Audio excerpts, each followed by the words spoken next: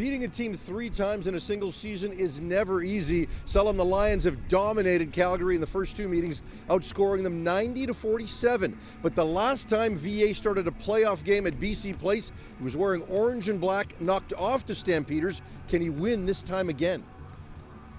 It really does hinge on VA's shoulders, Farhan. The team is emphasizing how much it does and that it's a team effort, but VA, you can tell it means something to him, and he's 0-2 versus the BC Lions, including a really tough blowout here at McMahon a few weeks ago. And I talked to VA a little bit yesterday, and I asked him about his state of mind and what's the perfect state of mind for Vernon Adams Jr. on Saturday. He said calm, prepared, and relaxed. And you know him a lot better than I do, Farhan, and he rides the confidence wave quite a bit. And earlier this season, during the Stampeders' mid-season losing streak, he spoke openly about how he didn't have confidence, about how he was searching for that self-belief. The Stamps improved their play over the course of the season, but I think this Stamp squad really does feed off of the energy of their quarterback, and you can tell that even though he's downplaying it, Farhan, it matters to him, this matchup, and the fact that he's going against a team that moved on from him just a few months ago. Yeah, in the early stages of this game are going to matter a lot in terms of VA's confidence, and the Lions certainly have the ability to get out in front in a hurry. 28 points in the first half of game 1 of these 2 meetings, 21 points in the first half of the second meeting, and Rourke really does know how to play against Calgary. 745 passing yards in those 2 games, 6 passing touchdowns, 3 rushing touchdowns. So if they jump out to an early lead, that could test VA's confidence.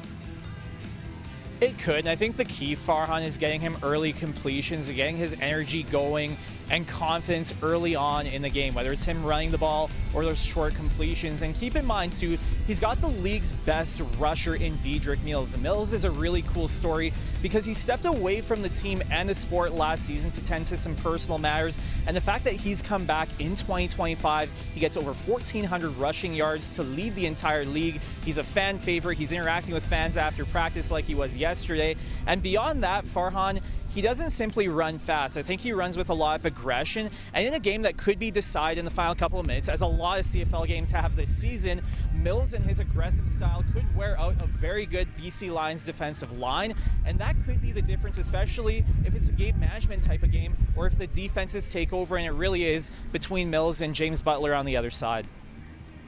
Yeah, when you look at how the Lions have handled Mills in that first game, he did manage to get 15 carries, but the Lions held him to 4.8 yards per. Then in the second game, he gashed BC over 12 yards a carry, but only 7 carries because, again, BC was out in front, Calgary was playing catch-up.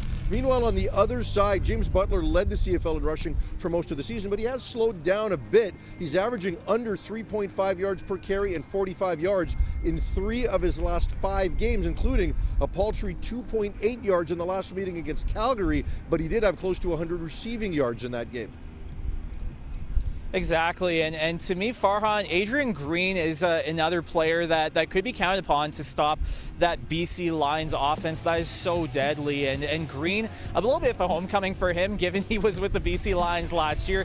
But despite him missing a good chunk of the season, he actually was tied for the league lead in interceptions. And Green was a really unheralded free agent acquisition by Dave Dickinson, but he fit in really well as a defensive back. And one of the areas of difference, I think, between the Lions and Stampeders is the Lions simply have more star power, particularly at receiver, whereas Calgary is a little more by committee. The Lions have both Keon Hatcher and Justin McInnes, and Green will be key in stopping them. And he's going up against some former teammates that he says he's still buddies with, but I think Green is going to be one of the examples of a player that the Stamps needs. Calgary had a historic start to their season on the defensive side of the ball under new coordinator Bob Slowick, but that slowed, and I think a big part of that was because Flo Orimolade got hurt, and since then the Stamps defense just hasn't been the same. But I think Green was a really unheralded acquisition who used to play for the Lions that could be key in stopping both McInnes and Hatcher in that vaunted BC Lions offense.